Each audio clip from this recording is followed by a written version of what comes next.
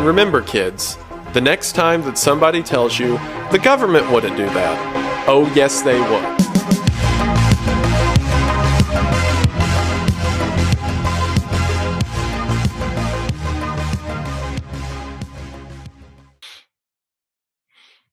All right, guys.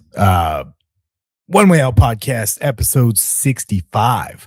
It's been a little while, took a little break. Had a lot of crazy shit happen in my life, personal life. But I wanted to get an episode out. I've got another one coming up with a Republican out of Texas, is running for a congressional seat. They're in a runoff right now, so that'll be the next episode that I'll put out when I edit and all that. But this one, I just wanted to talk about this idea that I've talked about on other episodes of the podcast. A lot of the guys who've been on here before, it's not that they don't agree with me, they just don't talk about it as much. Maybe it's a little philosophical, as Dan would say. It's a little too philosophical. But I wanted to talk about culturalism versus racism, right? They're tied together, but they are different. So let's, in traditional fashion, let's define terms. Racism. Everyone's kind of familiar with it, I'm sure. At this point, if you're on social media, if you're definitely on Instagram, you've seen things that you'd probably be like, oh, fuck, that's racist. Like you go to a, for example, there's a whole page on Instagram called Well. Yeah, 3 wells. Well. And the whole page is just dedicated to going to Caucasian women's Instagrams, and usually they're single moms, and they'll find their child, one of their posts they post with their child, and usually it's mixed race, typically one specific race, and just point that out. Be like, oh, you're a single mom and your child is mixed, and then you look at the comments, and that's what I'm talking about when I mean racism. It is judging someone or having a prejudice against someone based off immutable physical characteristics, right? Skin color, height, whether you're tall, short, whatever, things that they can't control, nappy hair, curly hair, blonde hair, red hair, whatever, things that they don't really control, eye color. But you go to the comments in those pages, that well page, and it'll be like, oh, bloodline destroyed, or mud shark, or you've destroyed your whole ancestry, whatever, but like that would be considered. That's what I mean when I'm saying racism, right? And culturalism would be the collective beliefs, traditions, behaviors of a people group, right? And this is somewhat tied to race. Gonna get real fucking controversial here, but it needs to be fucking said because people pretend like these things are not what they are. But your culture, right? Your collective group identity, that could be part race. Like if we're in Sudan, like we all look a certain way. We're all black. We all, are kind of thin. We're all, like we look a certain kind of way. I don't know if that's as much culture, but let's say like if you're in Sudan, everyone's a Muslim, right? That would be a cultural identity of theirs.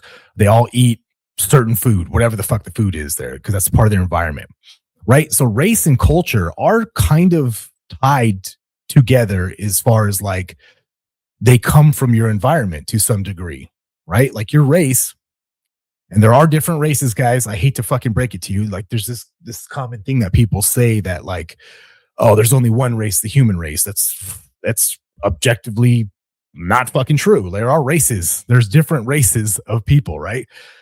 Just like if we saw a fucking Chihuahua and a Rottweiler next to each other, we could say, yeah, they're both dogs, but I mean, they're not exactly the fucking same, right? Like one is very large, one's very small. They have different temperaments.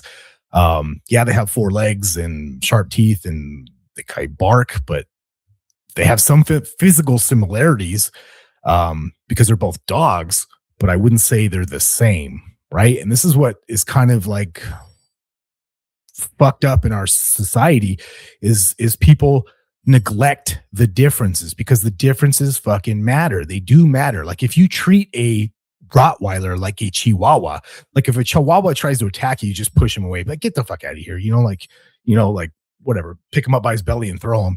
You're not going to do that with a Rottweiler. If you do that, you're going to have a fucking bad time because he's going to fucking tear your arm off. Like its physical capabilities are different. Its temperament is different. So the way you approach it should be different. You shouldn't approach a Chihuahua and a fucking Rottweiler the same way. And there's serious consequences if you do. This applies to people groups. This applies to people groups as well, because there are physical differences. There are cultural differences, right? Culture is collective tradition, behaviors, beliefs of people groups, right? You can get to some serious fucking trouble if you don't honor somebody's culture. Their culture.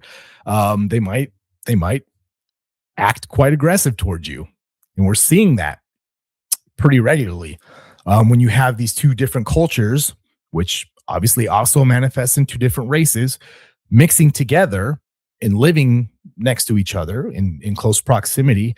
And if one culture is extremely violent and one is extremely peaceful, they're interacting together, well, you can see how that might not exactly create a recipe for harmony, right? So the easy thing to point to is the physical differences, right? Like I can point to a Chihuahua and a Rottweiler, and I can point to those physical differences like I did earlier. It's very, very self-evident, very obvious. Anybody with eyes can see that they are different. What's a little bit more difficult, a little more nuanced, and takes a little bit more thinking is like the temperament issue. I can't tell their temperaments just by looking at them exactly. Let's say like Chihuahuas are high anxiety dogs. Like they sit there and just shake for no reason, which makes sense. And that's related to their physical characteristics too, because Chihuahuas are very small. A lot of things could prey on a Chihuahua out in the wild. A coyote, a random coyote or a large bird could just snatch a coyote up or a Chihuahua up. So it's going to have to be a lot more alert, where a giant Rottweiler could walk down the street and very few things can really fuck with it. Like it's not, a coyote's not going to try to 1v1 a Rottweiler. I mean, it could. It's not going to, it's not something that a Rottweiler's going to have to be concerned about. So that's going to manifest in the I guess culture of a Rottweiler, right? Like its behavior is going to be influenced by its physical characteristics. That is also true with people. I know a lot of Christians maybe don't like evolution or whatever, but the reason why there are different physical characteristics, if you don't know, if you're not aware, it has a lot to do, almost exclusively what to do with where your ancestors came from, the environment they grew up on, right? They grew up in, they evolved in. Evolution is just heritable traits that are passed down through generations, right? And every now and then you get a mutation in any organism. Let's say you have a moth or something that lives in fucking Germany. It's in a woody area in Germany. That's where that moth is from. It lives there. It's where it's where we found it. And these moths are typically brown and green. They live in the woods, right? Well, every now and then a moth will be born that's a different color. Let's say it's an albino moth. It's just white. It's a white moth. Well, that moth, that would be a mutation that is not beneficial to that moth, right? Because the other moths, whatever, are perfectly suited, to camouflage against their environment. So they're going to be less likely to be preyed upon by the whatever eats moths, birds. But this albino moth doesn't blend in. It's going to be eaten really quick. Therefore, it's not going to have the time needed to pass it down through breeding. So that would be a negative trait that it has. It's not suited for that environment. And this is also true for people. Surprise, surprise. Let's take, my skin. I'm fairly pale, right? Like I'm majority Scandinavian and English, and with a little bit of Asian, those are all pretty pale races of people. It's a genetic trait from those people. And compare me to somebody from like Sudan in Africa, right? Sub-Saharan Africa. The environments are very different. Like my mother's from Iceland. If you take someone from Iceland and someone from Sudan, they're going to have different physical characteristics because of the environment they are in, that their people are from. You know, people with dark skin have a lot more melanin. Melanin is a cell that's I forget what it is. It's what the classification for melanin is, but you have melanin in your skin, right? And it's to protect you from UV rays and places that have high UV radiation, because UV rays are pretty damaging to your skin if you don't have some kind of covering, whether that's clothes or melanin in your skin. So if you take someone from Iceland and you put them in Sudan, and someone from Sudan and you put them in Iceland, right? Those physical characteristics, you just did what we talked about with the moth, right?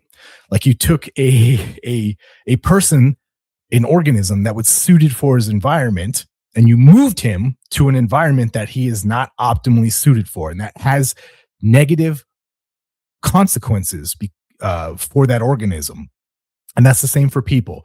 Like if you take that guy from Sudan and put him in Iceland, Iceland has very inclement weather. They have seasons. It's very cold. There's not a lot of UV rays there. So somebody who is born with a natural UV protection is now going to be in a place that doesn't have a lot of UV. UV is important. You know, you get vitamin D from UV, from the sunlight. So if your skin has a barrier that blocks a lot of sunlight, and then you go to a place that has even less sunlight, well, you're not getting that vitamin anymore. You're going to be vitamin D deficient, and that's going to cause a lot of problems with you. And on the flip side of that, you take that pale skin, translucent person from fucking Iceland, who the reason why we have pale skin is so we can absorb more UV rays because you come from a place that doesn't have a lot of UV. And then now you're in Sudan that is just being bombarded by UV rays. You're going to have higher instances of melanoma, skin cancer. You're going to be sunburned, skin damage. You're going to age faster, like all these different. Hey, this fucking cat. I got a new cat. It's fucking psycho. So it's damaging to both parties, right? When they switch environments. And this is immutable. It's an immutable racial characteristic, right? Race exists. There are differences in the races. I just pointed out a pretty obvious one, right? Physical characteristics. The physical ones are typically the ones when we talk about racism that people focus on. You know, you look different. I don't like you because you look different. My problem is not typically with people that are different because of the immutable characteristics. My problem are the downstream effects of that I'm calling culturalism. The culture that stems from those differences in biology, right? It's not a coincidence that this small group of people relative to the global population, these Caucasians, white people, Europeans, it's not a coincidence that they conquered large swath of the globe. Conquered, colonized, subjugated, whatever you want to call it. It's not a coincidence, I don't think. And I think that is related to their culture, which came from their race, right? Like which came from their environment. So if you think about Europe, there's a lot of hypotheses why there's differences in groups, but one of the main ones, if you think about Europe, it's a part of the globe that has several seasons, 4 seasons, right? You know, one of those seasons, easy to grow food. You can grow food in the spring, right? In the winter time, let's say like in Iceland or Germany, it's not very easy to grow food. It's really cold. There's not a lot of sunlight. Plants need sunlight to grow. It's hard to grow food. So this was an environmental pressure, right? Now we have an pressure. Now, like when we're talking about evolution, we now have an external pressure on this group of people. They have to now plan ahead, requiring to survive, forward thinking, they have to grow enough food in the growing season to support them in the winters or whatever, where there's less ability to grow food. Then they have to store that food. They say necessity is the mother of all invention, right? So I don't think that the IQ differences amongst the groups, because like I said, along with the physical characteristics, there are less easily discernible just by your senses, by looking, and it's harder to tell, but there are differences cognitively between people groups as well. And I think this explains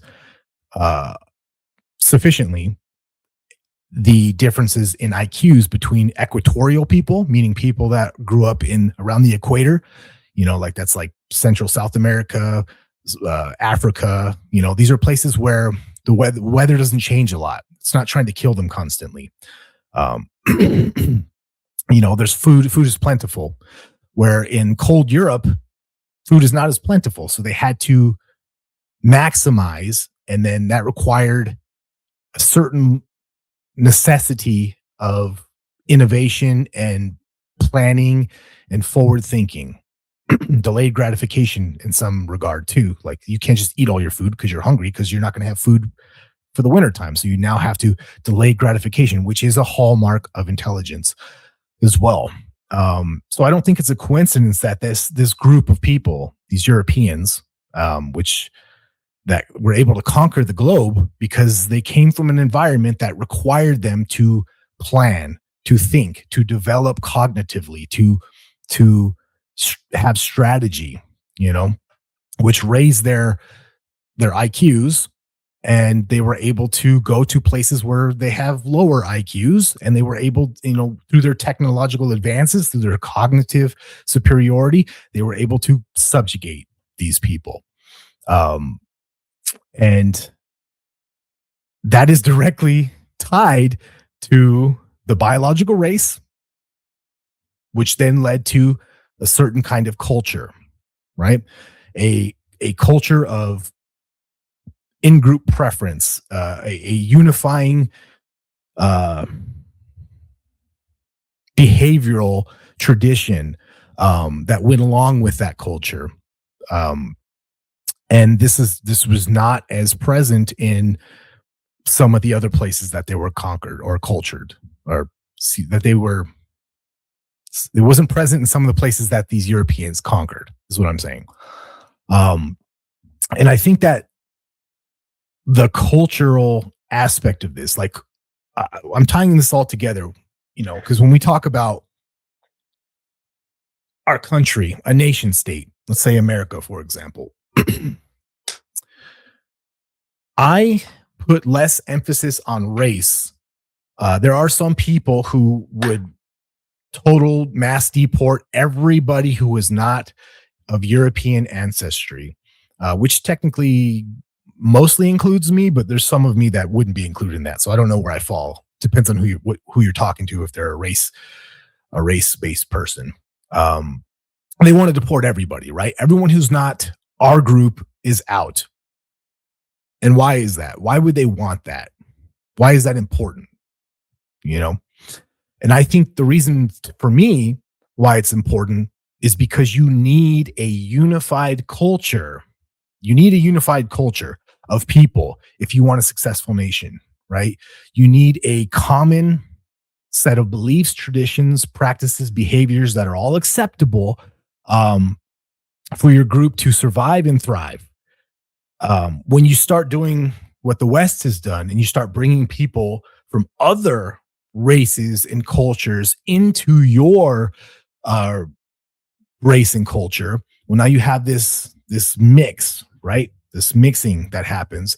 And what we're seeing is it's not really mixing up as much as it is just kind of like fucking these pockets of people are now just existing within they have their own race and culture inside your race and culture. They're not becoming your race and culture. They're just having it inside. There's no integration. There's no assimilation. And this is causing a lot of problems. It's causing a huge amount of a cascade of effects, right? Historically, in ancient times, if there was another culture, another group of people over here, and your group was over here, they couldn't just move into your group en masse.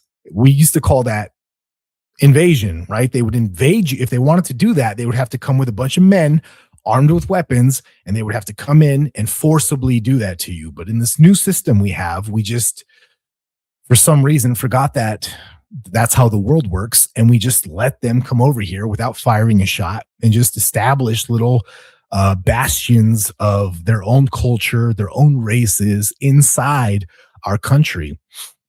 And then occasionally, there is some interbreeding and mixing going on, but largely groups stay to themselves. I know I talked about that well page earlier about talking about white women who have mixed children or whatever, but they're actually, white women are the least likely to mix outside of their race. Because I think there is still this kind of like cultural preference that exists within Caucasian communities. Maybe you can call that racism or whatever, but like other cultures do that too. We don't call it racist when a Japanese person wants to just marry a Japanese person. Like that's not racist to us. But if a white woman doesn't want to have a child with somebody who's not white, we will call that racist, right? Because there's this concerted effort. I believe this. Call me a conspiracy theorist, but I believe there is a concerted effort to weaken the West. When I say the West, I mean Europe, America, Canada, Australia, the European nations. And yeah, I get people will be like, America's not Europe, but come on, it was established by Europeans. We largely have European type culture. Christians, our laws, there's a lot of Europeanism in America. At the foundational level. They're trying to destroy that though, because if you can destroy the identity of a country, it's much easier to conquer it. And I really believe that's what's being at play here. Is there is a group of people, several groups of people that would like to see the West fall. Yeah. And the problem is some of them live here, and not do they only live here. Some of them are in the government here. Some of them are politicians. And I should also put this disclaimer. These are my own views. These are not the views of any organization or group that I may or may not be a part of or work for. These are my own ideas, my own point of view, my own opinions. But I believe this whole multicultural narrative that we were all sold about America, diversity is our greatest strength and all that was by design, right? Because the further back you go to the founding of this country, that was not the sentiment of the people who established this place, because they were very aware of what I am saying right now about culture and race being very, very fucking important. If you destroy the culture of your country or the race of your country, you destroy the country, or if you change the culture, change the race, you've therefore changed the nation, the country. And whether that's good or bad, it's objective that you did change that thing. It is no longer what it was. And some people want that. Some people think it's a good thing. I don't think it's a good thing. As an American, I don't want America to not be America anymore. Because whatever it's changing into, slowly but surely, and then lately, all of the sudden, that's not what I signed up for. That is not my preference or whatever. So these racist people, that they're pointing out what I'm pointing to, but they're just pointing at the first level, right? They're looking at the Rottweiler and the Chihuahua, and they're like, they're different, and I'm a Rottweiler. That guy's a Chihuahua. I don't like him. Get him out of here. Yeah, but it's deeper than that. Why don't you like him? Because on some level, that thing is not you. It's not your people. It is outside of your group. It's outside of your tribe. And why is that bad? Because that Chihuahua does not share the preferred traits of the Rottweiler. It doesn't. You don't want, if you don't prefer to have your country changed, or your pack of dogs, right? Like, you don't want your pack of dogs to become Chihuahuas. I'm fine with Chihuahuas. I'm fine that they exist, but Chihuahuas should be Chihuahuas. Rottweilers should be Rottweilers. That's what I prefer. And people will look at that and they'll hear something like that and they'll say, oh, that's, whatever. That is racist or whatever. It's like, no, it's my preference. I like Rottweilers. I like the way they look. I like their temperaments. I like their capabilities. I like all kinds of things I like about them. Doesn't mean I don't like Chihuahuas. It means I don't want Rottweilers to become Chihuahuas. I don't want that. Chihuahuas already exist. They should exist in Mexico or wherever the fuck Chihuahuas are from. They should exist there. It's where they should exist. I'm glad that they exist there. They have a place. And it's in Mexico. It's not in fucking Germany or whatever, wherever Rottweilers are from. Now just replace the dog thing with people. And that's how I feel about it. That is how I feel about it. And if people want to come here, if they want to come to whatever country, if I go to Japan, for example, because this is easier to digest for the people on the left side of the spectrum. If I go to Japan, I don't want to bring a bunch of Caucasians with me to Japan and show up in Japan and be like, hey, this place is great. I really like the islands. I really like the topography. I really like Mount Fuji, but you know what? We need more McDonald's here. We need more rap music. We need more. You guys should own guns. You know what I mean? Like, I don't think that's right for me to do that. For me to bring my culture and my race over there and just replace those people, right? Because it's me either explicitly or implicitly saying that I think my culture is better than yours, and this whole thing you got going on over here, I'm going to take it from you because I want it to become my culture. And that's what's happening in my country, and I'm fighting the people like me and my friends and like-minded people see this happening, and it is right to resist that. It would be right for the Japanese people to be like, who the fuck are you? We're not building more McDonald's here. We're not going to just give everybody guns. Like, even if I think that's better, they should have guns, but they don't want them. They don't want them there. That's a Japanese culture. It's part of their behavioral whatever they got going on over there. They're long way from the samurai, but they don't want that there. They should have a right to not have that there. But it's easy to conceptualize like, well, yeah, Japan should be Japanese people, should be for Japanese people. Like when I go to Japan, I don't want to show up there and see a bunch of white people, like Caucasian Europeans just walking around. I'm like, I came to fucking experience Japanese culture. What the fuck is this?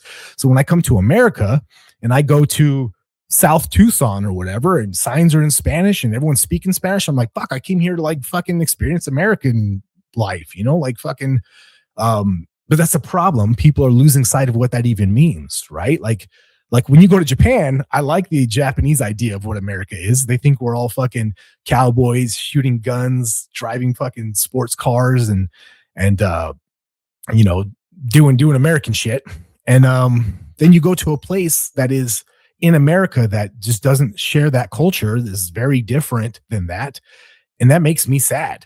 And I'm trying to resist that. And I think it is a completely rational, natural impulse to resist that sort of change, to resist that thing, because it's basically, and sometimes the people that are doing this, they will explicitly tell you, I mean, I could probably pull up a video here. There's people that will tell you, your culture sucks. We are coming to replace you. Your food sucks. Your whatever, your light skin, your whatever, your European sensibilities, we don't like that. We're coming to replace you. We're going to have more kids than you, and we're going to vote our way of life over yours, because that's the dumbass system we have here. And I don't like that. That is an existential threat. That is someone threatening you. And then I have left-wing people that have argued with me that, well, just because they're coming here and they're replacing you, they're doing it non-violently, so you shouldn't be able to react violently. Well, if someone is saying that I'm going to destroy your way of life, what you think is right, I'm going to destroy that, but I'm going to do it slowly over, generations. To me, that's still a fucking threat. That is someone saying to me that they don't like me. They don't like what I am, what I stand for, my culture. They don't like it. They're going to, they're going to change it Why shouldn't I resist that? What's wrong with that? Why exactly am I not allowed to be like, no, no, no, I don't like that. And I'm going to use force against you to stop that. And I think that's perfectly rational, logical, and moral to do so. Like if I went to Japan and I started moving everyone that I knew over there, that is a Caucasian person from America, because I don't know how many Japanese people there are, but there's probably more Americans, right? Like if I was able to, let's say the population of Japan was 10 million people, right? And there's 350 million Americans. If I take, you know, 10 million Americans and move them over there, and then Japan has a system where you can vote and you can just change laws like we have here. In 10 years or in 50 years or 100 years, Japan is not going to be what Japan is right now, right? It's going to be a completely different place. The people are going to look different. The culture is going to be different, and it'll still be the physical location of Japan, but it won't be Japan when I'm telling you the word Japan and the way you're visualizing it. It won't be that thing anymore. And that's exact same thing for fucking America. We've already seen it, you know? During the Biden administration, you had who knows how many millions of people came in, at least 10, what their number is. It's anyone who's involved in my line of work knows it's more than that. And if I by myself move to Japan, I'm not going to change anything. I'm one dude and there's fucking 10 million people over there, for example, however millions of people. One dude's not going to do anything. I'm more likely going to assimilate into their culture than vice versa. But if I bring fucking million, 5 million, 10 million people, and there's only 10 million people there, that's not assimilation anymore. More likely, we are going to change them, right? Because especially if I go there for the specific purpose of changing that place, which people have said openly, that we are coming here to change America. We are coming here to outbreed you, to get rid of your culture. Your culture will then be replaced with my culture because I think my culture is superior. There are people who say this. If you don't believe me, look up I think he was a New York Times editor. He's an Indian person from India. He technically probably has a title of American or whatever. But this is the thing too that I want to talk about. Just because you're born here, if you are an Indian person and your mother and father brought you here, whatever, you're 1 year old, or let's say you were born here, but your parents are Indian, they raise you Indian, the culture's Indian, you eat the food, you learn the language, do the dances and all that shit. And then you grow up in America and you keep your Indian culture. I don't think you're fucking American. I don't think you're American. I think you're Indian. Just because you were born here, like you physically, racially, you are an Indian. You're culturally, you are an Indian, but your birth certificate says you're an American. Well, I guess he's an American then. No, fuck that. Fuck that. I don't think that's right. I don't think that's correct. I don't think it's moral. I don't think it's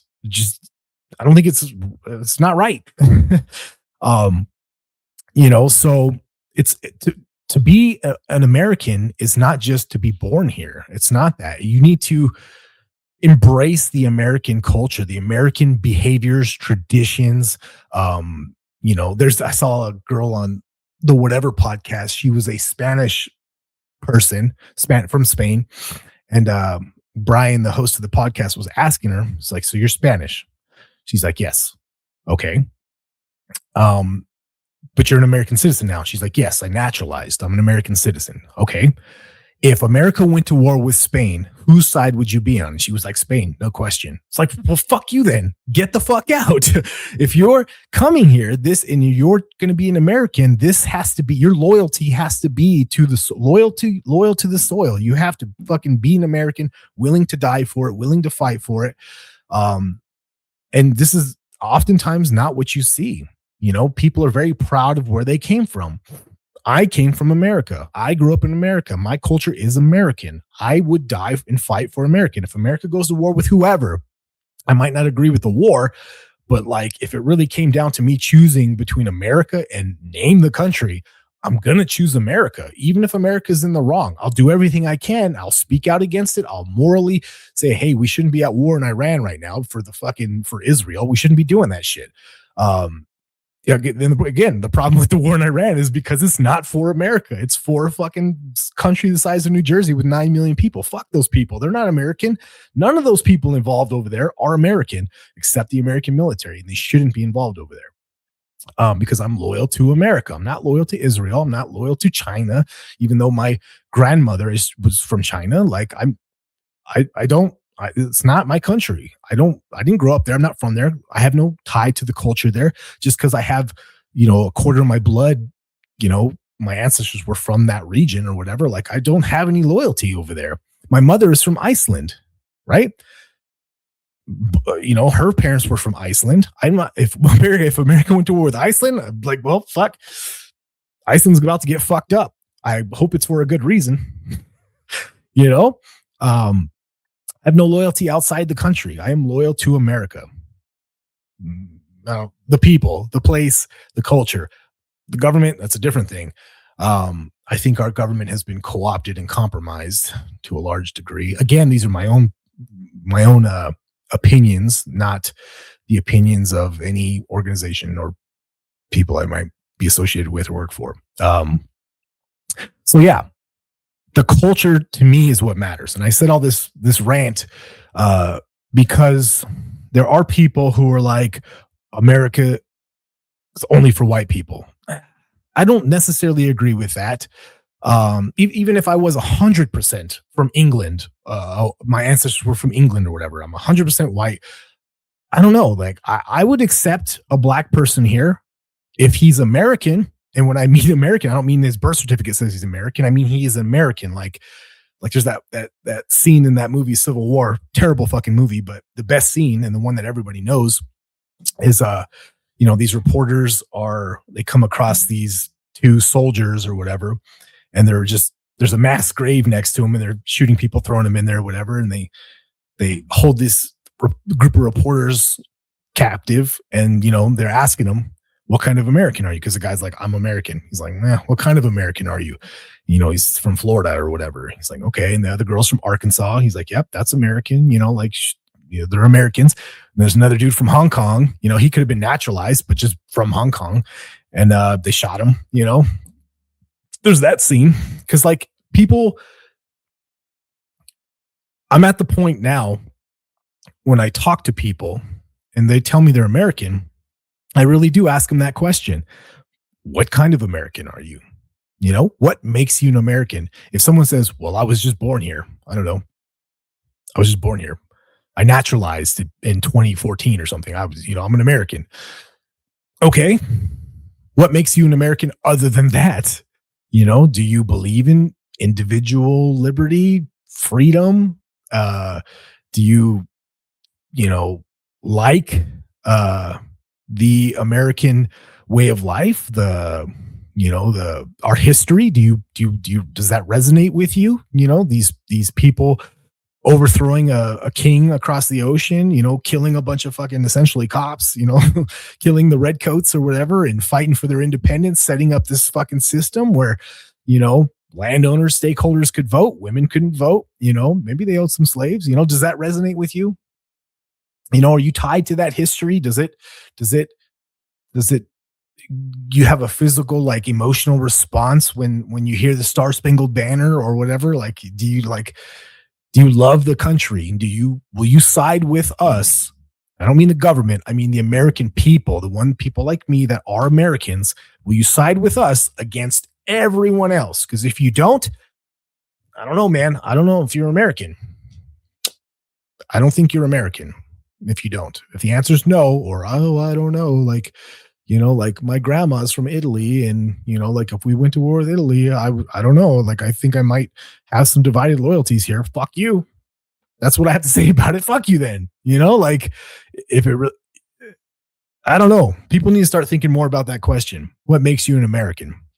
And I think it's the culture, which is not totally divorced from race, right? Because the people who have the sensibilities and our traditions and our shared behaviors, our adherence to English, essentially common law, there seems to be some kind of correlation between that and, there's a racial component there. But this melting pot idea of these different races and cultures all in one spot, living on top of each other, interacting with each other, and then we see all this violence and low trust. Like if you go to certain parts of the country in certain neighborhoods, and everybody knows which ones I'm talking about, and they have to lock up a bunch of merchandise behind glass cases, so because theft is just so rampant in those areas, they don't have to lock up the sunblock for some reason, but they have to lock stuff up, and that is a symptom of people not adhering to the culture of America. That is not the American culture to steal. It's not the American culture to play the knockout game on the streets of New York. That's where young people will run up to defenseless people, elderly people, women, whatever, and just sucker punch them and knock them out. Like that's a game they would play over there. That's not American. That's not an American. It's not in alignment with the American culture. It's not. And you can say that those people are from a certain race, and that's true, but the race is less important to me than the culture, because you could have someone who is as black as night and he could think the same way I do. And I'm like, what's up, my brother, dude? You're an American, we don't like that kind of shit. That's not American to us. Your skin's different than mine, but you think like I do, you're in all the way, and that's what I'm saying between the racists and the culturalists. I'm a culturalist. I put culture above everything else. Right? Like I do have racial preferences but those are all tied to culture for me mostly. Like I'm not, let's say, like I'm not attracted to whatever. I'm not attracted to South American women or whatever. Like, someone from Guatemala, I don't find them attractive. Okay, that's just a preference. It's a dating preference, and people will be like, well, they could be really nice people and all that. I'm sure they're nice, whatever. I'm sure there's tons of nice people in Guatemala, but they're not Americans. They don't share my culture. They don't share my language. They don't share my history. They don't share my sensibilities, any of that stuff. And then physically, they look very different from me. And it's not racist to want your children to look like you. Like that's not a problem. I don't know why that's such a bad thing, which is why I think a lot of racial groups prefer people that look like them, their in-group preferences are very, very common, because that is something innate inside us, biologically inside us. Like if I had a child with a black woman, that child is going to look very different from me, and probably different from her too. It'll probably be lighter than she is. So the skin will be different. The hair could be mine or hers. It could be a mix. It's going to be different, but the structure, it's going to be different. We just look too different, on a biological level, a race level, whatever you want to call it. And I don't think it's wrong to not want that, to not prefer that. Like that doesn't make you a bad person. It doesn't make you a good person. It's just a preference. It's not, and preferences are different. Like I don't hate other people because they are different, even if their culture is different. I don't hate them. Like I love Japanese. I've been to Japan. Like I love their culture. I love it. It's great, but it's not my culture. And I don't want to live in Japan. I don't want to live in a place that is, that operates the way they do. I'm glad that they exist, and it's cool to visit, but there's a reason why they're over there and I'm over here, and I'm not over there with them, because they're not me and I'm not them. Right. It's just not my preference. If I, like I said, that scenario earlier, if I took 10 million people that, let's say they all look like me, exactly American like me, look like me physically, we all went to Japan, I think Japan would be right to resist that, to be like, nah, we don't have anything against you, but we don't want to change our country like that. We don't want to change our demographic like that. We don't want our culture to change like that. Totally reasonable. But for some reason in the West, no, we have to accept everybody. Everyone is the same. We're all equal. There's no difference between a Chihuahua and a Rottweiler. They're both dogs. There's only one dog race and they're dogs. No, fuck that. It's stupid. It's wrong. It's immoral. It's not even objectively true. And that's that. So yes, culturalism versus racism. If you're racist, okay, fine, you're racist. Whatever, you want America to be all white. That solves the cultural issue for sure. But you're going to eliminate people that are good people, that like you, that are like you in every way other than physically. They just look different than you, but let's say they share your culture. I don't see the problem with that. And that's just not what's happening with this mass migration stuff. These people do not share a culture. Yes, they don't look like us, but they also don't share our culture. And for me, that's the big problem. The big problem is not that they look different. So there is some overlap in the racists and the culturalists or whatever, but I culture is everything to me. I do have, like I said, racial preferences, but that is secondary to the culture. Like you can be any race and be an American. I believe that. But there's a lot of people here that are from different parts of the world that are different races that are not American, and they are not, and that is a huge threat. So we're at 45 minutes. Let's go to I don't know if it's less controversial, but I'll spend the last 15 minutes talking about these things are all downstream. Everything I'm going to talk about from here on is downstream from culture and race, I guess. These are the threats that I think are the biggest domestic threats to our country, our culture, our people. Immigration to me is number one. It's number one. It's the first one. It is the easy to see with your eyes number one threat to America, because you are changing the demographics of America, which is going to change the culture, which I just said I'm against. So immigration for me is number one. Mass deportations need to fucking happen. This administration, the Trump administration, is not doing them. Not in the way that I would like.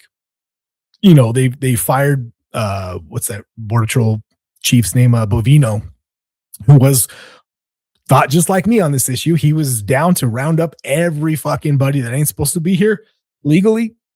He was down to round them all up and get them out. However, he needed to do that, you know, within reason.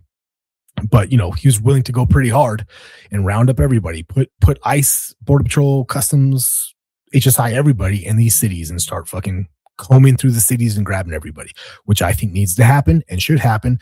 And I think eventually will happen. It'll probably be a lot more aggressive than I anticipated, because we're getting to a point where people are starting to realize that I'm correct on this, and that is a huge threat to the country. So immigration, number one.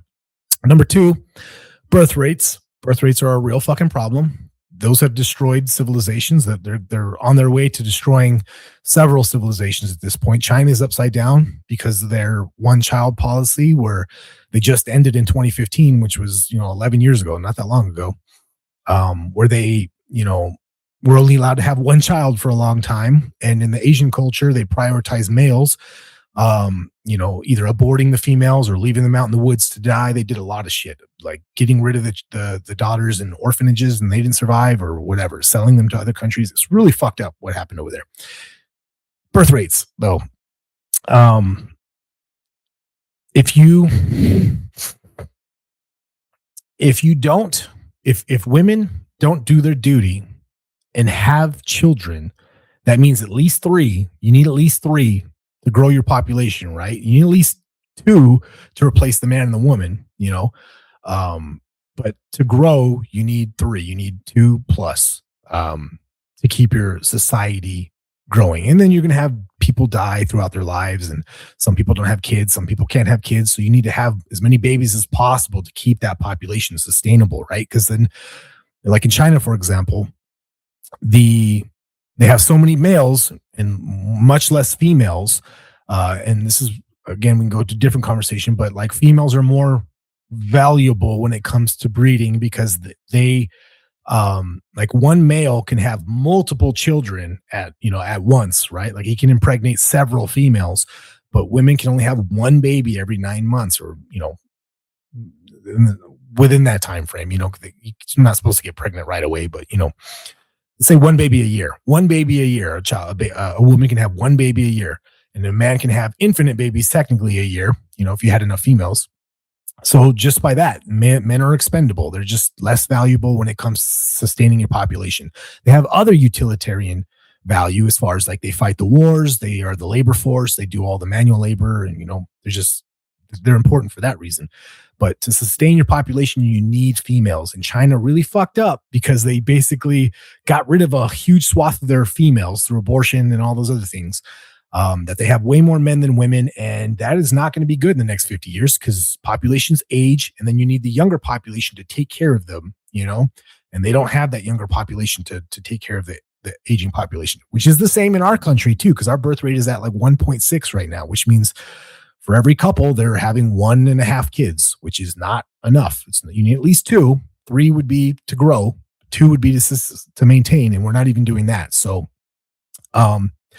and our fucking leaders and all their wisdom, this is part of the immigration thing. That's what I'm saying. That's why immigration is number one for me, because all these other issues are kind of downstream from it. They're importing all these people who are breeding and having multiple kids because they come from cultures that still believe in that sort of thing. But the West has been so propagandized, and there's a bunch of economic factors where women are not having kids. It's hard. There's a lot of barriers, and they want to be boss babes and career women, prioritizing that partly out of necessity because it is very expensive to live here in America. And then partly because they've been told that, it's a very selfish society that we've kind of turned people into. So they want to, be able to go on trips and have girls' nights and all this other stuff, prioritizing that selfishness over their duty to their society. And they're not having kids. So we are not replacing our population. It's a huge threat to the country. Our labor force is going to be in the dire straits in the next 50 years. And they're trying to counteract that by importing people who are having babies. But then again, you still lose your country, right? Because then you just replace your native population with these people from other places, different races, different cultures. And now whatever America is, it's not what it was. So now it's not America anymore, which should be resisted at all costs. We're getting involved in a bunch of bullshit wars and other places, which then comes back to immigration, right? Because a lot of these people are coming to the West because the West is fighting these wars on behalf of, I would say, Israel, but they're fighting wars for whatever reasons. They're fighting wars in these regions, fucking up Iraq, the Middle East, parts of Africa. We're doing fucked up shit in South America, and it's destabilizing these regions. So they try to come here. If I was them, maybe I would do the same thing. They're coming here to flee these places that the U.S. or the West has fucked up, through war. So war, huge cost, immigration wise, huge cost economically, right? These wars are super expensive. They cost us trillions, if you talk about the terror wars. It's a huge threat to the country, right? And then we create a bunch of people who hate us, because for every fucking school that we blow up in Iran or whatever, they all had parents and brothers and cousins and people who cared about them, those kids. And what do you think they think about America? I know what I would do if China bombed my fucking kid's school. I would do things I can't even say publicly, right? So that's causing another layer of threat to the country. And then the economics of all that, right? Like to pay for all these wars, how there's only two ways the government can raise revenue. And that would be what? Tariffs, taxes, which can only tax your population so much, and these high taxes are one of the reasons why women aren't having children, right? Because you almost need 2 incomes to support a middle class or even to survive lifestyle now, so like getting pregnant as a woman, you're going to be out of the workforce for 9 or at least 6 months, a few months, you're going to be out of the workforce, and then you have daycare and all these other problems that come. So there's an economic incentive to not have kids, which fucks up our birth rates. But the economics of it, the economics in America are not fucking good right now. I don't give a shit what the fucking government is propagandizing everybody into. Oh, they created all these jobs or whatever, even though they went to H-1B visas, immigrants. That's not helping Americans. The economics of this place are real fucked up. They keep printing more money, inflating causing inflation, devaluing the dollar. So your dollars, maybe you have more dollars, but they're worth less. So you actually have less dollars functionally. Yeah, our economics are all fucked up, man. And I don't see that getting any better. Political violence, another threat to America. You're having these assassination attempts on the presidents and Charlie Kirk, public figures getting shot, over disagreements in politics, which is why this podcast is called the One Way Out podcast, because a lot of people feel like this government is almost unsavable and voting doesn't matter. And, look at all these people who voted for Trump, right? He was the no new wars guy, and we got a new war now. He was going to fucking take down the deep state and fucking release the Epstein files. You didn't get anything you fucking voted for, and you never get anything you voted for. So a lot of people are just fucking checked out, thinking that voting is not the answer. And I kind of agree with that. So, there's a very strong argument to be made about voting not being the way. And I won't say what I think the way is, but I don't think it's voting. But the political violence is a huge threat to the country. I mean, we had a civil war already, and that was politically motivated. Just because it's been good for 150 years or whatever doesn't mean it can't pop off at any minute. And if you look at the trajectory of the way things are going, I don't know what it was like in the U.S. right before the Civil War. Let's say 5-10 years before the Civil War, but I mean, it has to be pretty similar to how things are now. We're very divided, left, right. I don't believe in that paradigm, but majority of people do. You're Republican, you're Democrat, whatever. And they're willing to fucking shoot you with a 30-06 in the neck because you just believe something different than they do. Doesn't bode well. Big threat. And there's been 3 assassination attempts on the president. None were successful. But it's a numbers game, right? You just keep trying. Eventually someone will get them, I guess. That's how they think, I'm sure. But I don't know, if someone wants to assassinate you, it's really hard to stop that, especially when, you don't put fucking Secret Service on all the rooftops and, keep making mistakes. The education in this country, big fucking threat. There was a video that went viral. This kid, inner city school, he started going up to the seniors in his school and just giving them a little fucking, maybe you've seen this video, a little post-it card with a sentence on it. It'll be like, the deity force or had a premonition about a cataclysmic event. And he just gives that sentence to these seniors and just has them read it. And like, I don't know, it could be selective editing, but it was quite a few people that he randomly went up to, it looked like in the video, and they could not read that sentence. They could not read those words. They couldn't even phonetically just sound them out. They couldn't read them. If you have an illiterate society, that is a huge fucking problem. It's an indicator that the school system, the education system, the cultural foundation of the country is its population. If your population is ignorant, what do you think that does to your country, right? Fucks it up.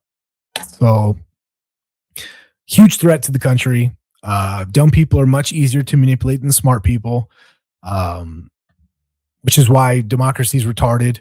And our system has become this whole, we just cater to the lowest common denominator. Why am I going to spend all this time reading books and educating myself, formulating these ontological arguments to try to convince people who have an IQ over 105, to try to convince them that we need to go to war or whatever, when I could just cater to the lower half of the people and convince a big sizable majority of those people that, we need to go invade Iraq because they have nuclear weapons that I destroyed last year. It's just much easier in this system. Like, it's when you look at the politics of this place, and it's just gotten dumber within my lifetime. It's just gotten stupider. The propaganda is not even good anymore. Like the Epstein files, for example. Oh, well, they went from, we're going to release them all, to they don't exist. They don't exist, to they're a Democrat hoax, to, well, we're going to release half of them and we're going to redact the shit out of them. And then the other half, we just won't talk about them anymore. We'll start a war to, to distract you from it, it's just the politics is just retarded because our population has become dumber. And I think that is directly related to our education. Yeah. And then, I really think the biggest fucking threat though,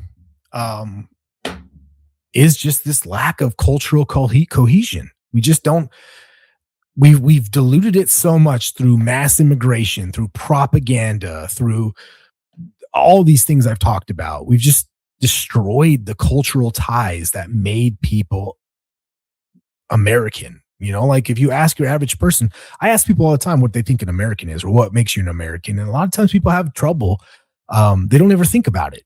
They don't think about it. They don't have any kind of philosophical framework outside of religion. If they even have religion, which is another thing, religion is on the decline, which I, as a non-religious person, I still think is a negative because I think certain segments of the population need that framework to be given to them. So they have some kind of moral scaffolding that they can build upon if they're going to build upon it, but at least have a framework that they can have. It's better than nothing. And getting rid of religion and having a big atheistic secular society has kind of been a net negative, I think, because everyone just became super fucking selfish and they don't have this sense of duty to people in their environment or around them anymore. Like if their neighbor's house is on fire, or let's say, if I'm just walking down the street, not even a neighborhood I live in, and there's a house that's on fire and someone's screaming inside, I will fucking run in there and try to save somebody because I feel I have a duty as a man in America, as an American, I have a duty to the people around me that they need help to help them. That's just it's becoming less and less of a thing anymore because we just don't have this cultural tie. We look at people as others. And I don't mean like literal others, like what I was talking about earlier, people that literally are others. I mean like people that are us, that we don't help people anymore because we've lost this cultural identity. It's been watered down so much that we just really don't view people as one of us anymore. And I believe there are people, when I say one of us, that implies that I believe there is an us. And I can define what that us is. It is the people that share my values, share my culture, share my behaviors, share my affinity for this place, my love of the country, the people, the land. That's just less and less. If you import someone from India, he's not going to have that. In all likelihood, he just won't. I mean, he'll be loyal to India, where he's from. He won't have any of these traditional cultural norms that we have. And one of the norms is, you have a duty to your society, I believe. And if you don't believe that, well, then you're not an American. See the first part of this conversation. Yeah. Anyway, episode 65, that's my rant. Next episode will be with, I forget the congressman's name. Let me look him up real quick. He sent me a DM here. Well, this isn't going to sound good. Manuel Barraza, strong American name. We'll find out what kind of American he is. That's going to be my first fucking question to him. Just like I said, just because he's from a different race doesn't necessarily mean he's not an American, but I'll find out. Republican congressman, he's in a runoff, so looking forward to talking to him about all the things I talked about right now. I doubt it'll resonate with him, but we'll see. All right. That's 65 in the books. Try to get Dan back here. He's busy at a fucking Chevelle concert or whatever the fuck he's doing. One way out, dude.